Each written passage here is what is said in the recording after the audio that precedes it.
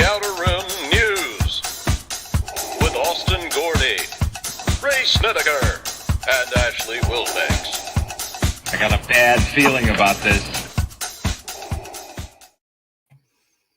Welcome back to a brand new episode of the Outer Rim News Show. I'm your co-host, Ashley Wilbanks, and this week we're going to talk about Star Wars video game tie-ins. And with me, as always, we just had a good pre-show conversation. I'm looking at him in the street right now. Austin Gordy. Yeah. And Ray Snedeker. Jazz hands. Whoa. That's a little brother. too much. I have to do a PSA to the people I wronged. To the men who thought that my feet were actually girls' feet, and I'm sorry. What? You're not getting the money back. What are you talking about? Oh, Okay. you mean to tell me you've been running a foot operation where you've been sending feet peeks? I talked about it last week. I can't do it anymore though. So Yeah, they busted you. yeah, no. The wives got angry, and it was a whole little thing. I was like, I'm gonna sue you, and I'm just like, you can't know me. You don't know my real name. What? I was playing director right there, just trying to. He's like, what? I know. I love his background vocals. He's just like, he's just trying to egg it on. What? Talk about that. Can't go places. Sex registry. What?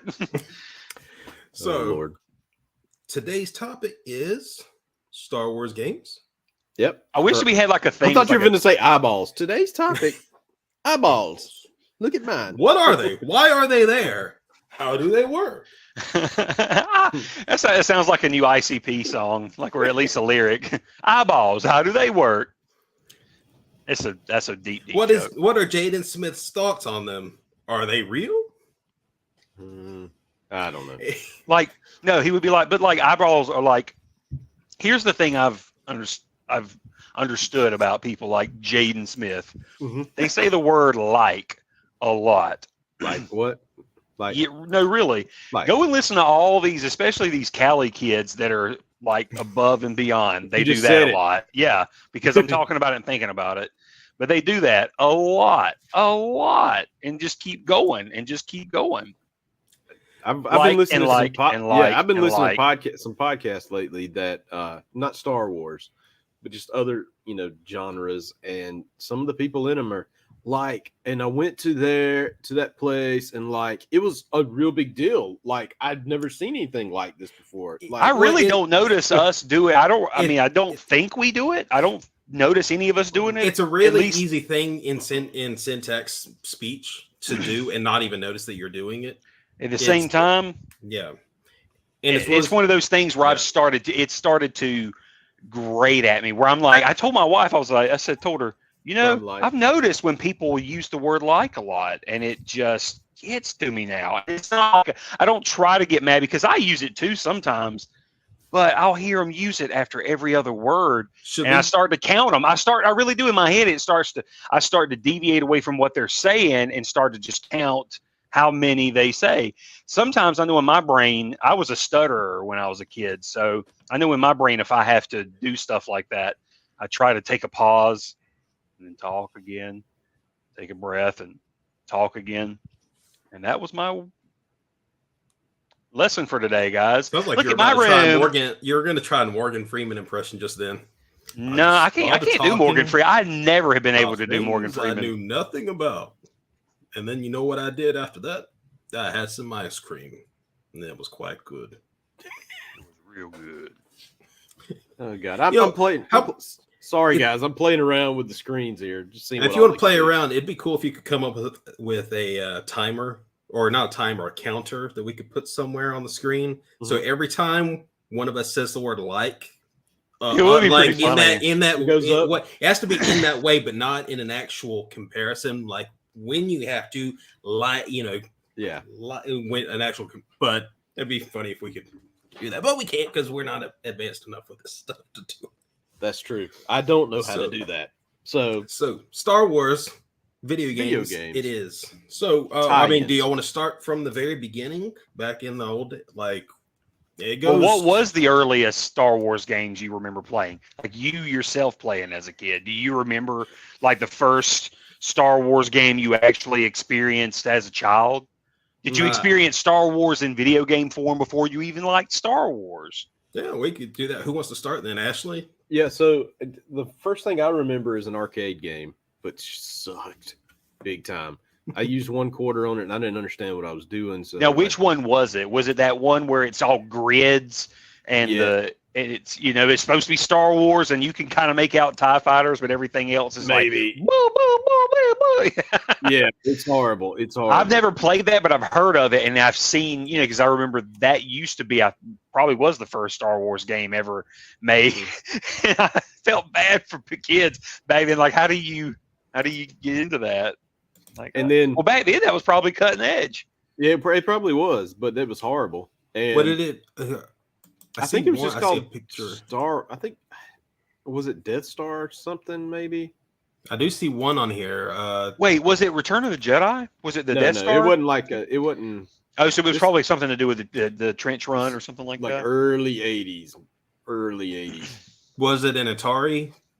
This is an arcade game. I mean, like was it when Atari owned was doing the Star Wars games? Because there is a cabinet Star Wars that was done by Atari. It literally just says the top Atari Star Wars. It could be a Star. It was 1983. I think that is the Star one. Wars I'm pulling it up now. Mm-hmm. Yeah, it was 1983 Star Wars arcade game is what it was called. Yeah, this is it. Because if you look at the ties, they were like gridded. Yeah, and stuff like that. I mean, it was horrible. And then then Nintendo came out with The Empire Strikes Back. I believe that was the first game on the Nintendo, but I never played that. The first game I actually really played was Super Star Wars for Super Nintendo. Would this be it? Let me add that to the stream. Looks similar to it. Yeah, looks very similar to what I remember. Yeah. See how it's like the TIE fighters. I mean, from even further back, it looks better, but the closer you get. This is one of the home ones, but it's based on that original because there are other ones that are very similar to it. It's basically just a port of the original game. They just put them in cabinets. So if you want to be technical, the first game that I really played was Super Star Wars on the Super Nintendo. And it's a very hard game. God almighty, that was so hard. Oh, yeah. I hated that. I was going to say that was my first Star Wars game was Super Star Wars. And then I remember Super Star Wars had already been out. And then there was Super Empire Strikes Back was, I think, the newer one. I just remember playing Super Star Wars before I think it was like during the Star Wars craze. Before that, the only Star Wars game I knew of was, it was like a Nintendo Star Wars game I had seen before with the land speeder on the desert and you were trying to find where you had to go to go to the next level. But I don't remember anything beyond that. Like I remember going into a tunnel, it would switch to a side scroller. And then at certain points it would go back to the land speeder. You'd travel around the desert. I was watching somebody else play it. But anyway, I really think my first experience was the Super Star Wars game. And yeah, it was hard. Even Empire Strikes Back was hard, but it was so fun. And I got addicted to them to where I was just speed playing them over and over and over. It was real cool. What about you, Ray? What was your first one? That was actually, I think I'm in the same boat because my dad got me into Star Wars back when the first VHS special editions came out. Like the 95 tapes came out? Is that the ones with the half faces? Those are the 90. I call them the 95 tapes because then you had the 97 special editions. Because you had the New Hope, which was half of Vader's face. Then you had Empire Strikes Back, which was half of a Stormtrooper's face. and then Return of the Jedi was half of Yoda's face. Yoda. Yep. And they had the cool little interviews with George Lucas at the beginning by Leonard Maltin. The great. And he even talked about. Remember, he was saying that he was working on the next trilogy. Yeah. And those were the first tapes I watched. Yeah, Star Wars. I watched those, and I think I like those front face posters. Yeah. I mean, this was some of the last releases before all the stuff where George started adding in new scenes and stuff. This is the last. Right. The only thing that was done was, I think, kind of, I guess, remastering all the digital, all the visual effects to make them sharper on the tape. I think. But there was nothing. There's nothing extra added to it. Yeah, I don't think they did anything to it because they promoted it as the last time to watch. Mm-hmm. Well, I think they were. I think it was the sound. I think the sound quality. They did something with it. I think it was the video. It was the video and the sound quality. Obviously, was the digital. It was like digital sound, the THX digital video and sound and all that. But it obviously wasn't. I mean, I just don't know what they were thinking back then. I wouldn't have had any concept of thinking about, well, that needs to be mastered for 1080p or 4K or blah, blah, blah. I don't know. Did it have the little THX, bumper there at the beginning? Yeah. Yeah. Yep. It did? Yeah, it was like maybe they did do some work on the sound or something for that release.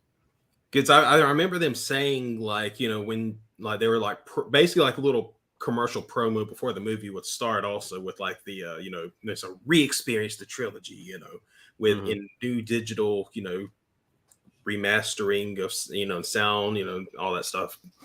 But so that was around the time, that's when I got into Star Wars. So it was around 95, 96. And I also got my SNES around that time, and I would go to movies to go. And because I had my first game console, I would just get as many games as I could. And because I just got into Star Wars at the time, I finally saw that they had Super Star Wars. I think it was the original, the first one, The New Hope. I rented that. And I think I rented Empire also. I never got far. I don't think I got past the first or second stage. I never got far in the games, but those are my first ones that I actually played. Oh, God, that Super Star Wars, man. That Jawa Sandcrawler, man. God.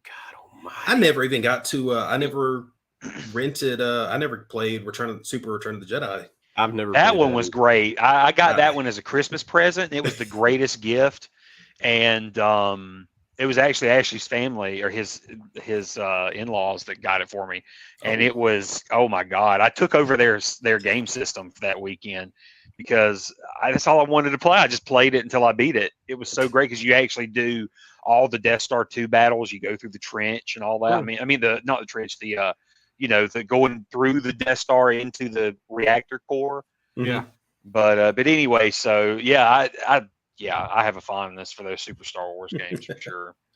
And they really hyped them too. I mean, that was a great marketing campaign to really go for it because that's the only. I think that's the only game system I can think of where they did Star Wars adaptations like that, where it was just like a movie adaptation. I mean, there's the ones that came before. Episode 3, huh?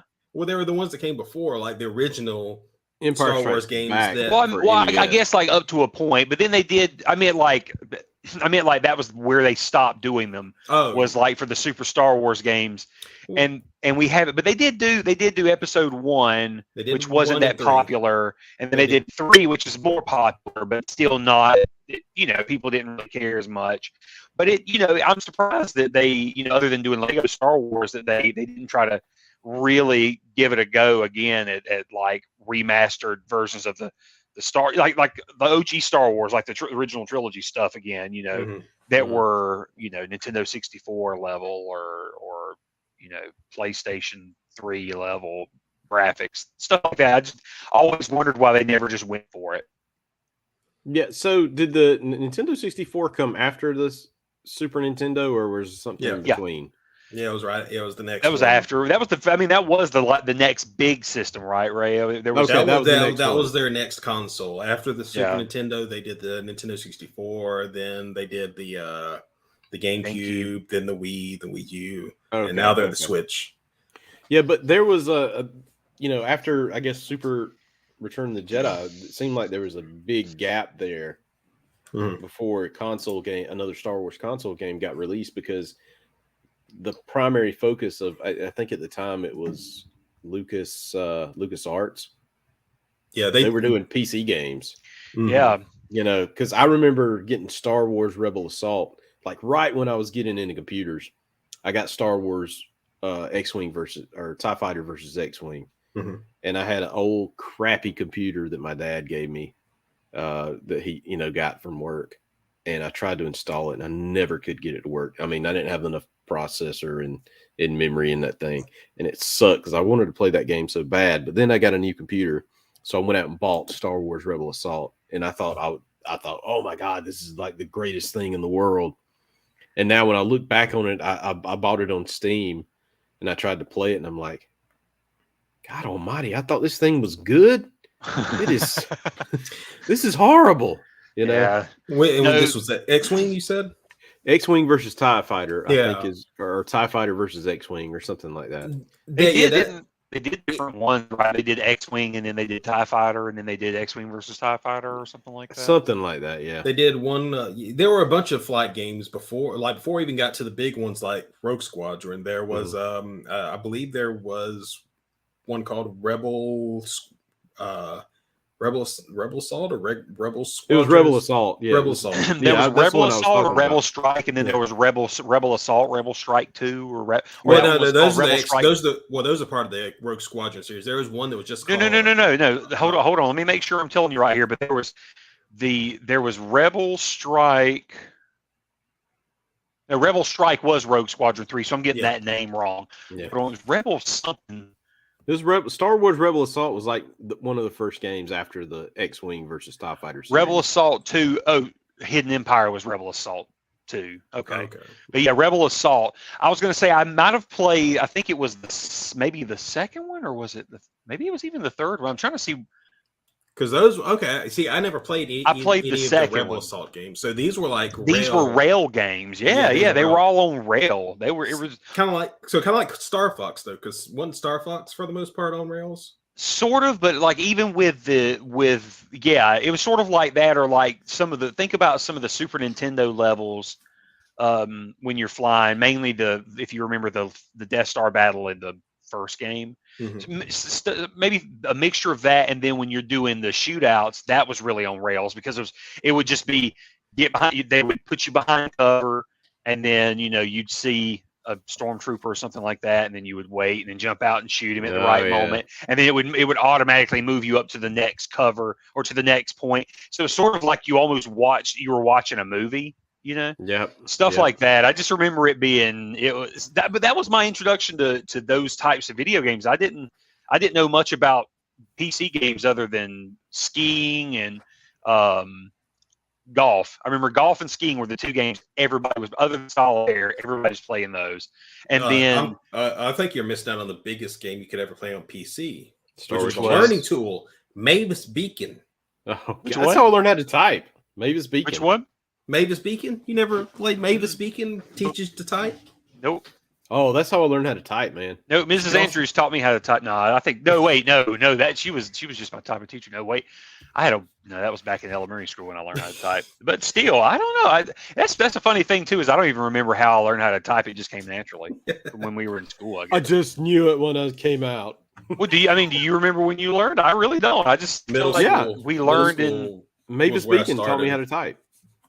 I feel like we learned in like primary school through Macintosh as we learned how to type, and then by the time we got to I think middle school, they were teaching us how to type paragraphs and stuff like that, like more complicated. Other than he saw that the sheep jumped, and then little critter did this. Yeah.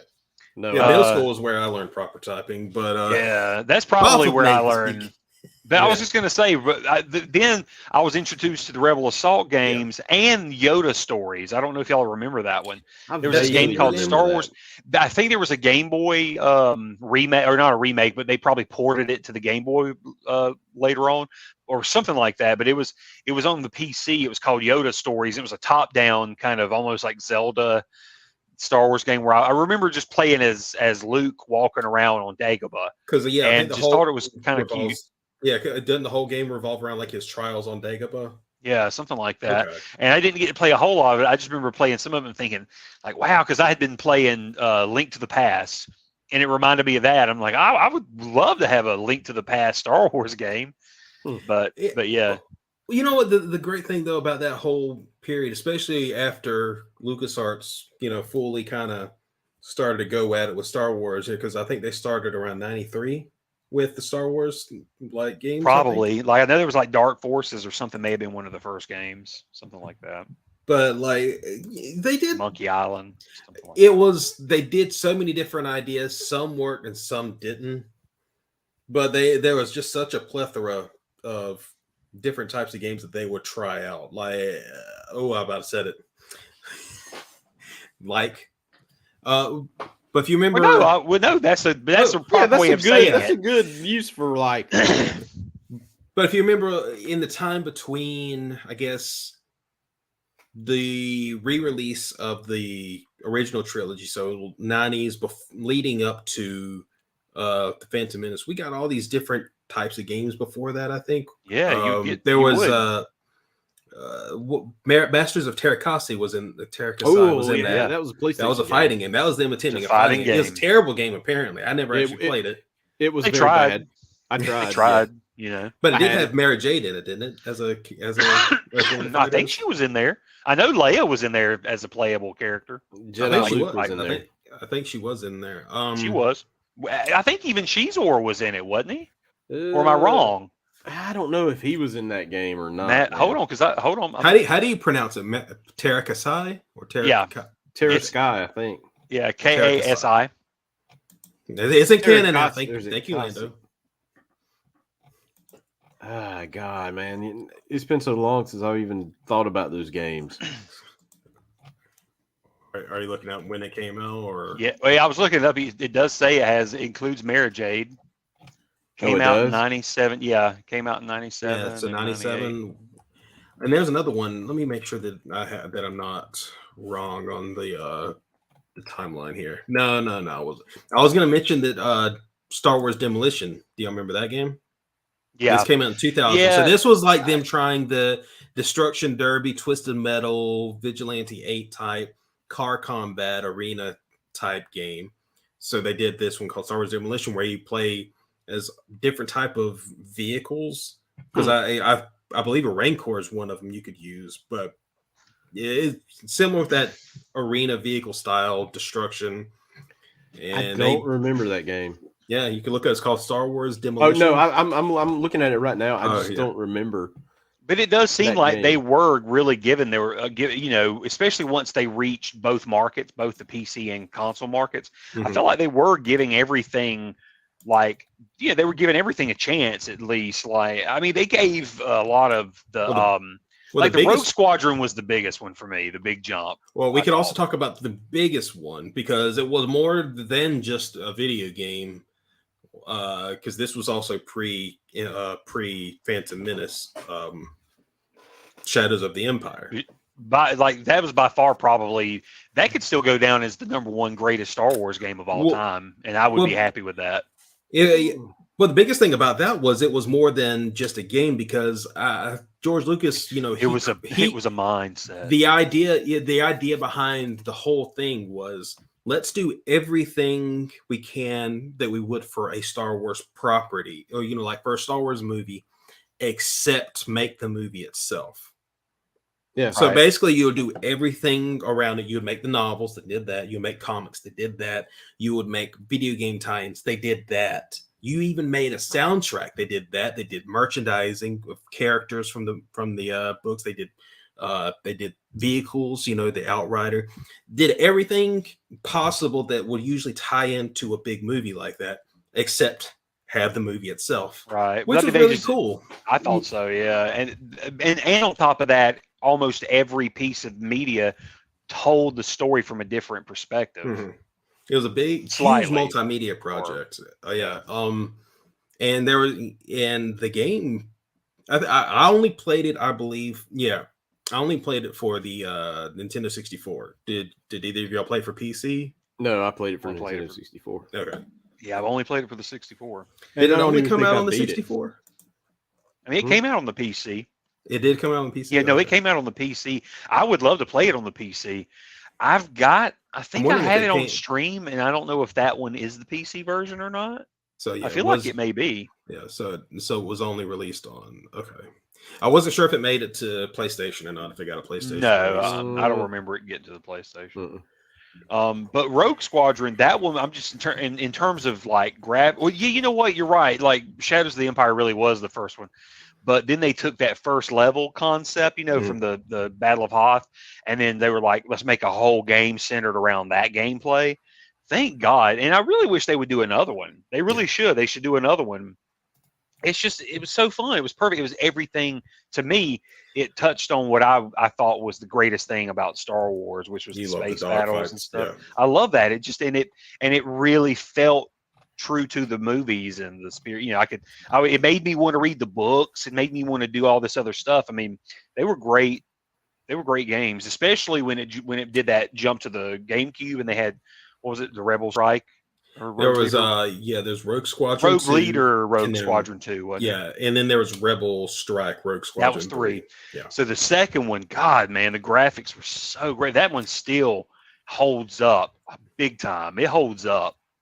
Well, also the one big thing that the first Rogue Squadron did, if y'all remember, was they gave us the first teaser of a vehicle from the Phantom Menace.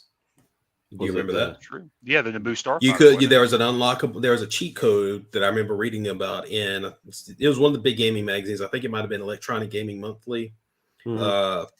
You put in. They always had a cheat page where you could look up cheats for games, Huh. and there was a specific code you would put in. I think it was almost like a 2-part code for this one. You had to put in one code, then you had to put in another one, and it unlocked the Naboo Starfighter, and you could play it in any level. And the cool thing about it was, I think it was the only like good guy vehicle that had green lasers. Yeah. Whenever you Oh, had really? laser fire, it was all it was green lasers. But yeah, I think this was one of the first big looks you got to see of that Starfighter. I think because I think this was before the movie came out. I believe I think it is before the movie, right? Either that or it came out right when the movie came out. I mean, I didn't play. I don't think. I don't know. I if think got to it. see I think the it was experience before the until movie after. because Probably was right before because Rogue Squadron was in '98. That was in '99, so it probably was released right before, or I would think so, right? Rogue Squadron was '98. Yeah, it's somewhere around in there. yeah. 98, December '98. So just before it, because when '99 happened, we had a whole new slew of games because there was a ton of stuff that all connected into Yeah, Phantom Menace. Yeah. Did y'all play any of the games that tied into the Phantom Menace? Oh yeah. Oh God, Yeah. the racer game. See my Pod gift, Racer. Oh. Yeah, the Christmas gift for me Pod was a Racer. 64 with the The racer bundle. I had game. that was how I got it. I got that Yeah. bundle that came with that was Episode the- 1 Racer. Yeah, that was the best. I always That loved was a when I time could, sink of a could game. get that. Oh God, I love that, and I've got it on the.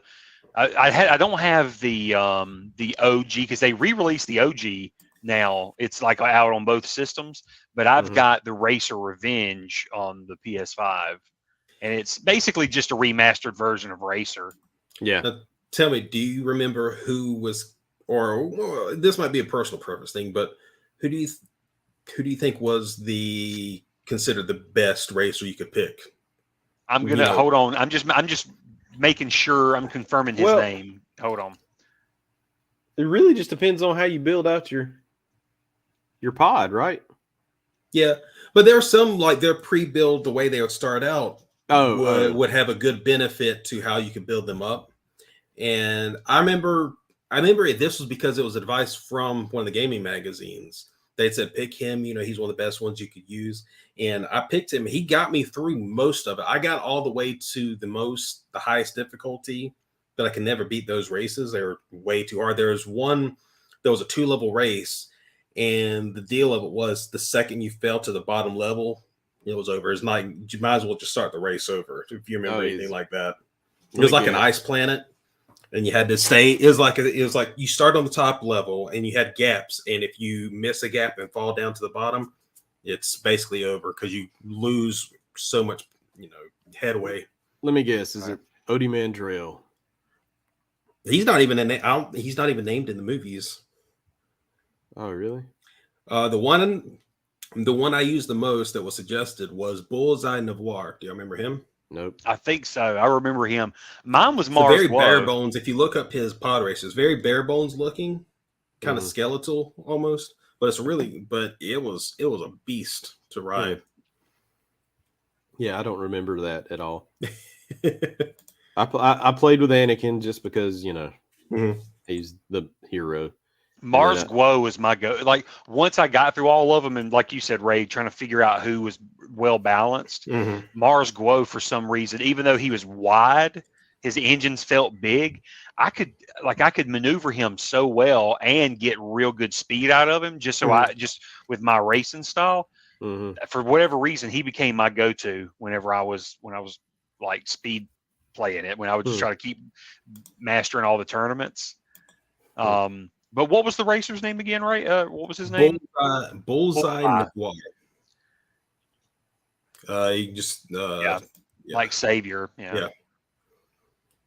Hmm. They just, for some reason, they just won't show the daggum pod race. I mean, the pod. They're just showing him. Just search for that. I see. I see which one you're talking about. Yeah. It's very bare bones looking. Yeah, but that was my big one. But there were other games besides pod race, if y'all remember at the time. Or who was your favorite to pick? You said you used Anakin, Ashley. Yep. I used Anakin quite a bit. His was a good pod. I mean, it was a great pod. So in the sequel game, I only played through it once, but Anakin was my main racer through the whole campaign, because I think there was kind of a story to the Racer Revenge game, wasn't there? Or like a campaign you could finish. I'm not sure. I don't even remember playing. I did play through that one as Anakin. Yeah. But on the episode 1 tie-ins though, there were other ones. I'm sure y'all both played the actual tie-in. Yeah, the movie, the Phantom Menace. Yeah. Kind of. I remember RPG one day. Yeah, that one was. I mean, I dug it okay, but at the same time, that was I didn't have many game systems. I only had the 64 and stuff. I remember like playing those games with you, Ashley. You remember you had a PlayStation and we were playing like Jedi Power Battles. Oh yeah, that was a hard game for me because it was hard. Me and Ashley I remember we both struggled with it. It was a great co-op game, but it was hard. I wouldn't mind giving that a stab. I wish they'd port that over somehow to like the Switch or something. And what was fun about that was a first look at some of the other Jedi Masters, and it was a game that was made before any of their actual lightsaber colors were known, because Lucas hadn't actually officially chosen them yet. That's when they still had Maces as blue. Mace was blue. Plo Koon was yellow, and Adi Galileo strangely was red. Oh wow! If you remember that. For some reason, I thought it was pink. Or maybe it was like pink. I always thought it was red. It was like she's a traitor. Ah! But so there was also that Jedi Power Battles, and there was some other Rogue Squadron type games. There was the Battle for Naboo. Did you ever play that? Yeah, I've got it. I actually found it. I don't think I still have. Actually, no, here it is. Because it was a fun little, it was a balance of you did kind of car vehicle ground missions with certain vehicles. Oh, I remember that. Yeah. And then also you would have actual space battles, which was really, really fun. It was a cool little way you could transition. Also, you could go into these little ports. You could switch out your vehicle and you could come out and fight as something else. Oh, that's cool. Yep. It was a really unique game. I really haven't seen another Star Wars game like that one. I really enjoyed that one. Also found this. Oh, nice. I got Shadows of the Empire too, but it's actually in the system. But you know, during that time though, like the late '90s, Mhm. early 2000s, I was big into like StarCraft, and I was playing that on the PC, and I was just like, oh god, I wish Star Wars would come out with something like this, And they did. and they did with was it Force Commander There and were a then couple. Galactic Battlegrounds. Galactic Battlegrounds is the Yeah. one I played Yep. because there But was two. they never did kind of, you know, I was wanting somebody to like take StarCraft and just cosmetically turn it into Star Wars. But wasn't Because Empire at it War or lost- something like that? What now? Empire Empire War at was pretty War? similar. Yeah, but it just never felt like StarCraft. And I guess because StarCraft was such a It big had to be, game, yeah, you know, had to be a little it's hard different. to really match that. But yeah, I was hoping, but it just never. I played the crap out of the Star Wars games, you know, those especially Galactic Battlegrounds, but it didn't really have the fun factor of StarCraft.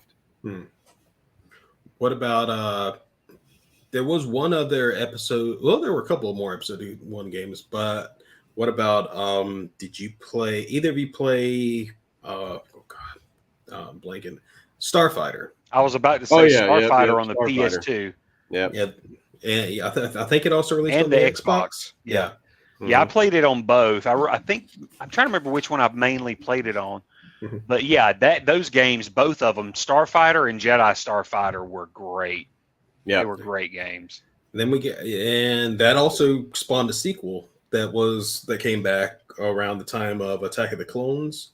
Yeah, Starfighter. Jedi Starfighter, which was really fun because you got all these Jedi moves. Oh, yes. with Adi Gallia as the pilot.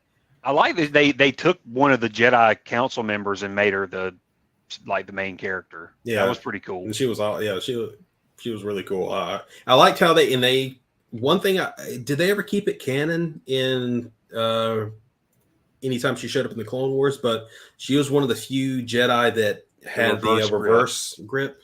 Yeah, I can't remember. I do remember her having the reverse grip in that game. That was like that was actually one of the early. That was in Jedi Power Battles too. She had the reverse grip. Yeah, and that was the only. I mean, were there any other Jedi that I'm trying to remember. I think that was the first time it was introduced to me in the Star Wars universe. She was the first one I remember doing it, and then Starkiller also used that style. Yeah, that's when Starkiller did it, and I'm like, oh, Adi Gallia already did it. And then also, what's her name uses it as well? Ahsoka. Yep. Yeah, Ahsoka uses it. Yeah, she's kind of ambi about it. You know, she can go forward and backwards, but I think she's a better fighter with backhanded. I don't know. She faked out the magistrate. I remember that. Yeah. But I mean, if we jump ahead, other one, the lesser known games because they were pretty terrible apparently. What about the Obi-Wan game? Did either of you play that for Xbox? See, I played it. I played the heck out of it. I didn't get that one. I actually loved that game. I think the big problem, there was a big learning curve because I played it. And it was really rough for me to play because the whole because most of the fighting had to do with the right thumbstick. I was gonna say, yeah, didn't you have to control his fighting with that, right? Yeah. And I think I remember that. Yeah. So that one didn't get too great with the ratings, I don't think. I remember it not getting loved that well, and then I remember thinking, "Oh God, I'm going to hate it." And I remember playing it, and at times it could be frustrating, but at the same time, I felt like I was actually learning how to fight with a lightsaber. Like, oh, this is at least a new concept for using it in a video game, and with the better graphics, it worked, or it was getting there. You know, there was still room for improvement. But I didn't hate the game. I actually played through, beat it. You know, I enjoyed it. And I liked how you got those moments where you got to fight and have those duels with all the council members. Well, it was one of those. The funny thing is, it was one of those few games that came out in that era where game developers were trying to come up with some novel use for the right thumbstick outside of just being a camera, which is, I would say a camera aiming device is what it's best utilized for. But a lot of different games, you know, or there were a couple different games that did try to do something different with it. So specifically, like Obi-Wan was one that did that. There was a Blade game. I think it was Blade as a game tied into Blade 2, where the right thumbstick was your main sword weapon. There's a big Jet Li game. Me and us were big fans of Oh this one. yeah, Rise to yes, Honor. Rise to Honor. The whole fighting system revolved around the right thumbstick. It was really well done and really cool. But I think that was about it. I think it kind of just became just settled precedent that, the right thumbstick was going to be mainly used for camera and aiming. So, Yeah. But that was a cool little thing that they did back then. You try something, whether or not it fails is something, but at least you tried. I was going to say, because they did pull back. I remember after those games came out and they they pulled back on that kind of gameplay and went back to the button masher. Remember when they did the Clone Wars adaptation? Oh, They did that game. Yeah. And so there was a little bit of like your Battle for Naboo mixed with like button masher, like on the ground. You're just like this Jedi flipping the lightsaber around and going through all these droids. It was, I enjoyed it for what it was, but yeah, I just remember it not being that well received. And then it started becoming like they were giving it away. It would become a free game that came with Xboxes with Tetris. It would be a combo of Clone Wars and Tetris or something like that. I remember the story of that game was like there's like a dark side power engine or something, wasn't there? Something like that. Because I remember they hinted that this engine, because Anakin had got hit by it or something toward the end, but he managed to stop it. But they hinted that's part of what turns him dark, because he had a little bit of a darker demeanor afterwards, at the end of the story, in the cutscenes. It was oh, this influenced him to be meaner. Yeah, I remember it being a particular. I'm trying to remember what they called it. That event. It was some ancient. I think it was some ancient Sith weapon. I think Dooku had found or dug up. We're going to use this crappy game to really tell the story of Anakin Skywalker. Well, what was funny was, if we're jumping into episode 2 was pretty lax on game times. I think LucasArts started to kind of dial it back a little bit. Yeah, Jango Fett. Bounty Hunter. Yeah, we had Jango Fett. On direct tie-ins, there was no direct adaptation console game. I think the most we got was there's a crappy little Game Boy Advance game that I actually got and played through it. Well, but it was it looked like it was a cheaply made side scroller game. Well, at that time though, I think that movie games, just adaptations of the movie in the game form, were starting their down. Yeah, they weren't really making money for the company. So yeah, well, there were still viable IPs that could have a good tie-in. Specifically, I'd say Spider-Man. Oh yeah, I was gonna say Spider-Man. Spider-Man stayed good up until I think around the second Amazing Spider-Man movie. When that tie-in didn't go well, I think they started to realize, okay, we can't keep relying on just the movies too. Yeah. But episode 2, we had Jango Fett, we had Jedi Starfighter. I'm blanking on if we had any other ones that were actual tie-ins. Well, wasn't there GameCube? There was a GameCube. A Game Boy adaptation of episode 2, I believe. Yeah, Game Boy Advance. I mentioned that. It was a side scroller. I think you were looking up something at the time. Who, me? Yeah. Because I was telling about it. There was a little. Oh yeah. I was going to say that's the only one I can remember like that with episode 2. It was kind of lax. Then there was after all the episode 2 stuff. I was trying to remember when they started to branch out then, because we got the big. Now this wasn't directly tied into a movie, but we did get. This was around 2003, so this was right after episode 2, Knights of the Old Republic. The first one came out.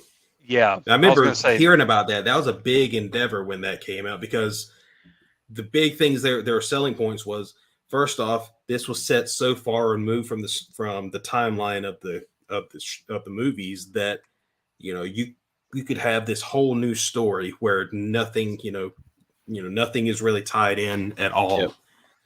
So, and also I remember the big other things you could see in pictures was the different ways you could hold the lightsabers. You could have either one lightsaber, you could do dual holding like Anakin in episode 2, or you could have an actual dual bladed lightsaber like Darth Maul. It was, oh man, I remember being so excited for that game, and I remember just being completely satisfied when it came out and I rented it, and I was in Star Wars heaven playing through that whole story. Yeah, I mean, did you play it back like when it came out?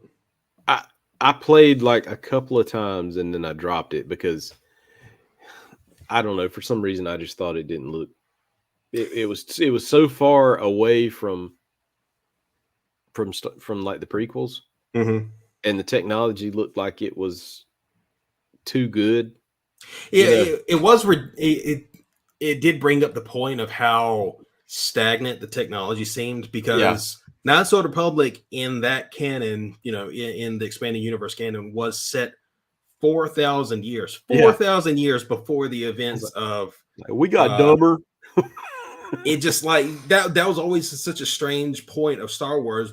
It was always about who was in power and who wasn't, instead of it didn't seem like there was anything about technology that actually happened. There's no progression of technology other than it was just always there. It seems like light speed was always there. Droids were always there. There. All the technology that was there seemed like it was still there. Just maybe the name of the companies that made it were probably different. Yeah. And that was quick little side note. That was a cool thing that I do like, that it seems like they were hinting at with the High Republic stuff, is that the technology isn't as old. Like the whole hyperspace routes there, it seems like they're hinting at stuff about that, and how that whole process isn't as old as it is in the older public timeline. Well, I don't know about that. I mean, we can get or like the process of it. I've heard like apparently it's very mysterious still. Yeah, and plus it's like hyperspace routes are like, because the San Tekka family, it's still pretty new, because the family that the San Tekkas, they're still probably I was just saying, you can trace it. Like you can easily trace it back to when they first were established in the hyperspace routes. So it's like, it's a pretty fresh, like we're like, I would say we're not in the wild, wild west anymore. It's like we're in the, what would you say, the 20s or something like that, or the stuff's there, but the technologies hasn't. The stuff's been mapped out. People are getting there. It just okay. I just understood it differently when I was reading through it. I read like, okay, you have hyperspace, and there's known ways to get around, but the what's the bad guy? What's the Nihil?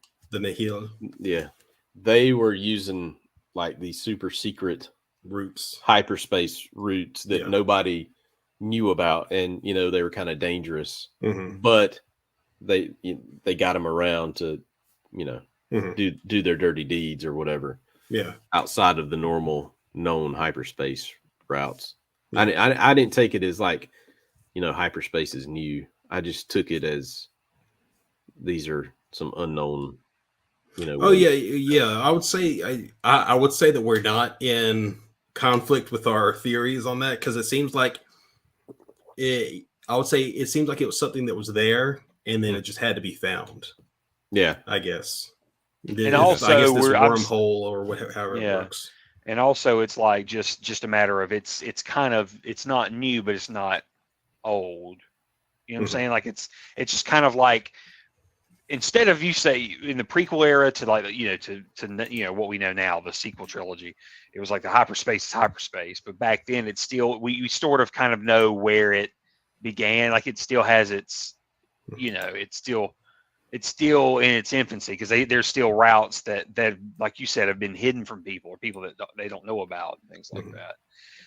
But I was going to say, leading from the Old Republic, the Knights of the Old Republic games, those were great. But then I never got to play the Star Wars Galaxies game. Did you ever get into that? MMO? I never got around to playing that one. God, I got sucked into that big time. Like, tell me about that, because I wanted to get into that, and I never had a good enough computer to ever experience the same that. with me. So just think World of Warcraft, and put Star Wars on top of it. That's pretty much what it is. So you're living a virtual life inside of the Star Wars universe. What happened? How did that die? The Jedi stuff, I think, killed it. Yeah, so they went and one of the updates, they just redid the whole fighting system and added Jedi to it when they said that they weren't going to add Jedi because Jedi were special. But then when they went and added it, it's like everybody could become a Jedi. Well, there was something that broke in that there, because I think there was a system in place, wasn't there, before, where a very rare few of people, like I think it was almost like a randomness to it, could get access to a class where you could actually get lightsaber stuff. So it's still it fell into that very special thing. Only a few select people were able to get lucky enough to get that. But it quickly turned into everybody's. So I guess the demand and the developers decide to just give in and say, okay, well, if anybody can do it. Now I think that somehow broke the combat mechanics. Yes. And then eventually I think people just got tired of it. I mean, dude, I stayed up late every night playing that game, talking to, made friends, talking to them in my little guild and everything. I mean, go on missions together. It was the best time. All the John Williams music playing in the background, have my own little house, with all my Star Wars world. I remember seeing the stuff like the expansions as they came out, because I remember there was Galaxies by itself, where I think Empire Divided, I think is what it was called. Because I think we would just travel. Yeah, I don't think space travel started until an expansion, right? Yeah. I was gonna. I remember when that expansion came out because they advertised it. Yeah, I remember it being a big thing. Yep. Yeah, but they didn't even have speeders, I think, at the beginning. And I'm so glad they added speeders, because, dude, you'd land on like Dathomir or somewhere and you'd be running for days trying to get to it. That just seems like such a great idea that never came. I mean, they did the Old Republic game, which is fun in its own way. It's kind of a way to keep the knights. Because I have an account there. Yeah, I have like now that I finally got stuff that could run it. I have played it. The thing that kills me about it is it feels like something that would have just been better as a single player game. No MMO stuff. I would have just been fine with that. And again, that whole concept, the Knights of the Old Republic, again, the technology stuff just really, I can't get over it for whatever reason. I can't get over it. It's like this takes place, 2,000 years in the past, and so what they didn't tell you was there was like 2,500 years of just like the Dark Ages. Yeah, where somebody dropped a nuclear bomb on the galaxy. Everybody just stayed on their planet and didn't leave for like over a millennium, and people got dumb. But we know how to innovate. Yeah, if we jump ahead, because there's way too much to jump into here. Yeah, but I'll say one big thing we could jump to that I would say had a great big bearing on Star Wars that wasn't really LucasArts was Lego Star Wars. Oh yeah, that started a huge thing. I mean that started the Lego video games. That really kicked them into high gear, where they became a big sought after, high demand, intellectual property in itself. I thought they were just a really well handled series too. When they did the fun, very they started out with the prequels, and then I loved it. And then they did an original trilogy series, and then they did a Clone Wars that was focused on like stuff from the TV show. I enjoyed that. I thought that was cute. And then most recently they did, Skywalker Saga, finally going back through everything, including this sequel movies. Well, they did do a Force Awakens game before that. Yeah, they did. Yeah. Yep. But I guess if we're getting into modern stuff, including what could be coming up, we've had a couple big ones. Ever since EA got the big deal from Disney, there's been kind of some off and on about how the quality of the games, and it's really disappointing with how, I would say it's disappointing personally how EA has handled it, because of how few Star Wars games have actually come out since they got the contract, which at this point is what's going on 10 years, which is coming to the end of the contract of exclusivity. I think that's the word. I didn't think you were going to get through it, but you got it. I got it. But I think they lost that, though, because there are other developers that are being allowed to make Star Wars games now, because I think of how EA kind of screwed the pooch a bit on it. But we did get some decent games and some really good ones in that time. Battlefront 2. Battlefront 2 was good. My favorite. Yeah, I mean, I enjoyed the campaign. I don't know. I'm not a huge multiplayer fan. Well, that's what I love about it, is getting on and killing people. I love Star Wars stories. So if you got a game with a good Star Wars story, I'm gonna eat it up like Knights of the Republic. Yeah. Fallen Order was definitely Order. That was another big one. That was the one that really I think has set the boat. I think has corrected the boat. For Star Wars, there were so many people that were done with it. I mean, Battlefront 2 was great in terms of graphics. The gameplay was pretty good and stuff. It could have been better, but it's just all that pay to play crap they got bogged down in. Well, that game got EA into a lot of trouble at the time, because of the whole microtransaction debacle. Yeah. And I remember seeing so much stuff like in the rumor mill, the scuttlebutt of like there were like, I think, direct talks with the head of Lucasfilm with EA, talking about what was going on, and I guess it's kind of telling that afterwards we started seeing stuff that there were these new games already on the horizon from other developers that were not affiliated with EA. So I'm guessing something happened there that we probably aren't too privy to. And dude, there was so much development done for that game that just dropped off the edge of the earth, like bringing Ahsoka into the game. Which game? Battlefront 2. I mean, it had a lot of life left in it. Oh, you're talking about she was going to be in an update. Oh, yeah. Yeah, and they just stopped supporting it, basically. Yeah. And there was the other big one, the one that was never made, Ragtag. Do you all remember that one? Hearing about that? Mm-mm. Now, this was going to be a game that was made by Amy Hennig. If you know, she was the creative director behind I remember now. The first 3 Uncharted games. Mm-hmm. She actually left Naughty Dog to go work on this project. Mm-hmm. And it was basically going to be a big, like, swashbuckling heist adventure type game. And I can't remember how far along they got, but yeah, it ended up getting scrapped, and they ended up scrapping because they couldn't fit multiplayer components into it. She was very insistent on keeping it a very single player game, and EA didn't want to go that route. And they kind of found out the hard way that people really wanted some single player games, especially when it came to Star Wars. There's a lot of multiplayer, but you can't just keep catering exclusively to the multiplayer idea, just because it makes you more money. And so she's working on something now. So I don't. So what do we have that is on the horizon for? So we have Jedi Survivor, the sequel to Fallen Order, which I'm excited for. I'm hyped for. Yeah, I hope we get some sort of either a Squadron sequel or a Rogue Squadron. With that movie in there's the Rogue Squadron movie in development, so I wouldn't be surprised if there's going to be some type of game in development. I doubt that movie comes out. You don't think it'll be just vaporware? Yep. Yeah. Star Wars Eclipse. That's one that I'm on the fence if that's even going to happen now. Yep.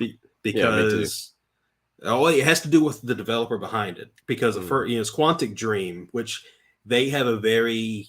I'm not saying they're terrible. I mean, there's drama about what goes on behind the scenes, but the game wise, their mechanics don't lend themselves to what they're promising. Because they made very story adventure type games. If you've ever played anything like Heavy Rain, the Elliot Page game, Beyond Two Souls, the Detroit Become Human, if you played any of those very narrative, very restrictive in what you can do type games, is all choice driven, they can't do what they're promising because they promised this big, larger than life Star Wars adventure, and then apparently, according to reports, was they couldn't get any mechanics to work when they were trying to develop it because they were so handcuffed by their own engine.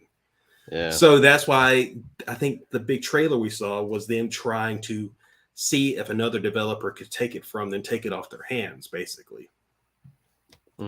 So that may or may not happen, and if it does happen, it might not resemble anything like what we saw in the trailer, which was a very vague trailer in itself. Yeah, it was pretty vague. But I don't know of anything else to really that really is coming out. Well, we have. Well, there's one other one. We haven't heard too much about it recently, but there is a remake of Knights of the Republic on the horizon too. Yeah, but I mean, that's a remake. I'm looking.